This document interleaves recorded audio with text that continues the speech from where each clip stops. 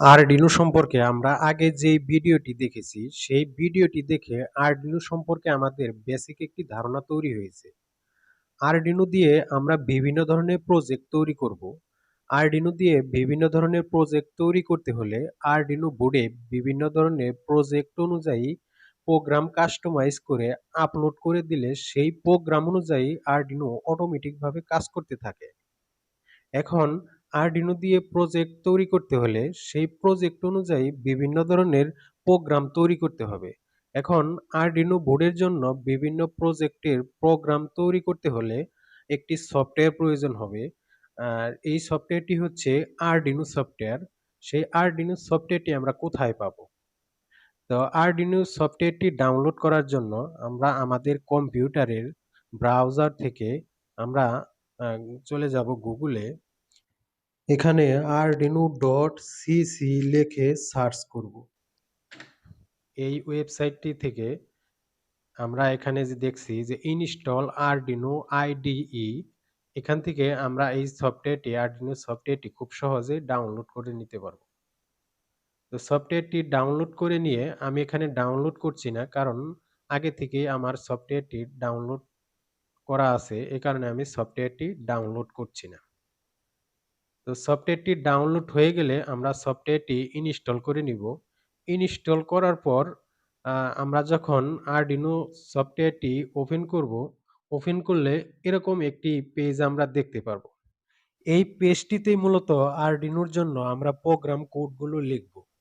এই পেজের মধ্যে আমরা আরডিনোর জন্য প্রোগ্রামটি তৈরি করব। এখন আসা যাক যে আরডিনো বোর্ডটিকে আমরা কিভাবে কম্পিউটারের সাথে কানেক্ট করবে, অর্থাৎ আরডিনো বোর্ডটিকে কিভাবে কম্পিউটারের সাথে কানেকশন দিতে হবে। আরডিনো বোর্ডের সাথে যে ইউএসবি তারটি থাকে সেই ইউএসবি তারটিকে আরডিনো ইউএসবি পোর্টের সাথে কানেক্ট করব। আরেক মাথা কম্পিউটারের যে ইউএসবি পোর্ট রয়েছে সেই ইউএসবি পোর্টে কানেক্ট করব। আরডিনো বোর্ডটি যখন আমরা ইউএসবি তারের মাধ্যমে কম্পিউটারের সাথে কানেক্ট করব, কানেক্ট করার পর আমরা দেখব যে আরডিনো বোর্ডের মধ্যে যে পাওয়ার এলইডিটি রয়েছে সেই এলইডিটি জ্বলবে, অর্থাৎ এটি এখন আমাদের কম্পিউটারের সাথে কানেক্ট হয়ে গেছে। আরডিনো বোর্ডটিকে কম্পিউটারের সাথে কানেক্ট করার পর আমরা চলে যাব মাই কম্পিউটারে। মাই কম্পিউটারের উপর রাইট বাটন ক্লিক করে প্রপার্টিসে ক্লিক করব।